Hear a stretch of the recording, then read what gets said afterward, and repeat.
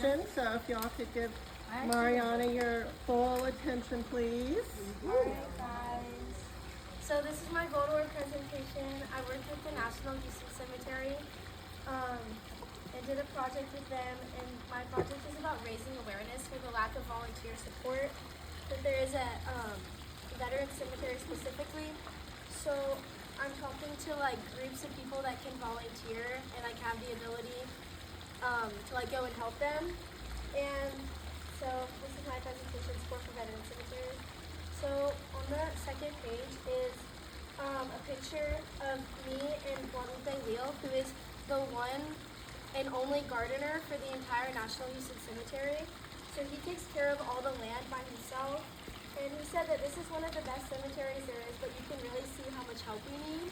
He was a 4-year Marine veteran during Vietnam. So he's up in age right now, but he's the only gardener that they have for the entire cemetery. So he works 7 days a week, every week for pretty much the entire year to keep the cemetery running and then make sure that everything's in shape. And then a little information about the National Cemetery Administration, which provides funds and builds all the Veterans Affairs cemeteries, is that the NCA is a branch of the United States Department of Veteran Affairs. They have like under their roof like over I think they have 155 cemeteries, 42 of which reside, 42 states is where they reside, and they're from Puerto Rico to Alaska. And while not officially designated as NCA until Congress passed the National Cemeteries Act, it was created during like the Civil War when they had a bunch of cemeteries for the soldiers that fought there. So more information about the NCA is, again, they have 155 national veteran cemeteries, 6 of which reside in Texas because we are the biggest state. Nearly 23,000 acres from Hawaii to Maine is designated to being national veteran cemeteries and to honor those who served our country. And then more than 1.7 million people visited a Veterans Affairs cemetery in the year of 2022, and 78,000 hours were volunteered there. 78,000 hours sounds like a lot of volunteer work and a lot of hours. However, the National Houston Food Bank just this year already has over 120,000 volunteer hours. And so that's great that we're able to volunteer at places like the food bank, but for 155 cemeteries, there was 78,000 total, and that just shows that there's a lot of like lack of people who know about it and a lot of people that aren't volunteering at places that really do need a lot of help. And the National Houston Cemetery specifically was first established on December 7th in 1965 as a Veterans Administration cemetery. It became the National Houston Cemetery in 1973 after the passage of the National Cemetery Act by Congress, and it covers approximately 420 acres of land and has over 111,000 graves.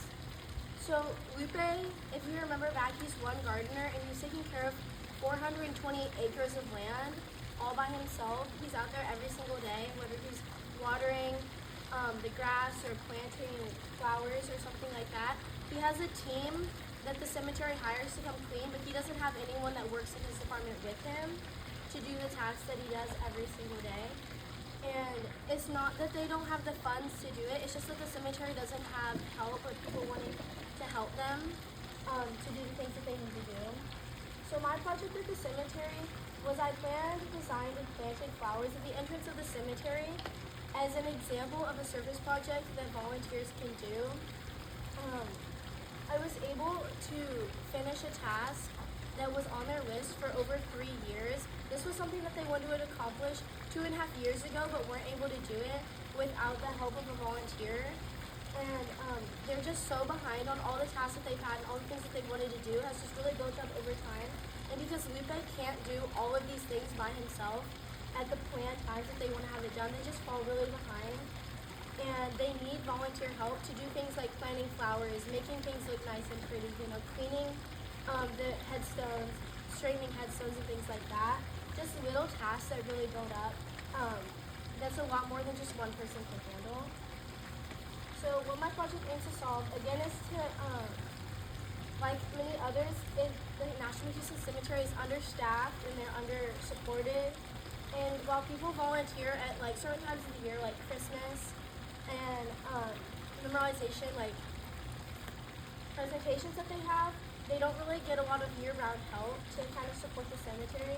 So my project was just an example to raise awareness for that. And the cemetery needs a lot more volunteer help and assistance, just raising awareness from volunteer groups other than just my project. So areas of additional support would be like pulling weeds, straightening headstones, cleaning the grounds, and then cleaning up headstones. So these are things that volunteer groups like we could go out and do any given weekend that just really helps them get things done that they're not able to do as quickly as they would like. Like on the pictures on the right, it shows examples of empty flower beds that have been empty for about a year and a half now. They wanted to get these planted a year ago, but they haven't been able to do that because Lupe doesn't have time just himself to go out and do that. It's not that like they don't have, again, it's not that they don't have the money to do it, because my project and my brother did a project with them and they pay for everything. They just really want the help of volunteers and those that come and support them. Another example of a service project was the project that my brother Christian did.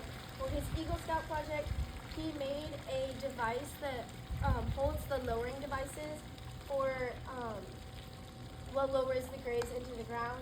And this has been in use for, I think, 2.5, 3 years now. And this was something that they had been meaning to purchase or meaning to build for about 4 years until my brother was able to help them build it. And it's something that little projects like this took him like about 2 weekends to do. And then my project is just something that really helps them get something done that they've been meaning to do for a long time, but just don't have the people resources to do so. Other ways to get involved is Wreaths Across America, of course, is something that a lot of people volunteer at. This year it'll be on December 14th, 2024.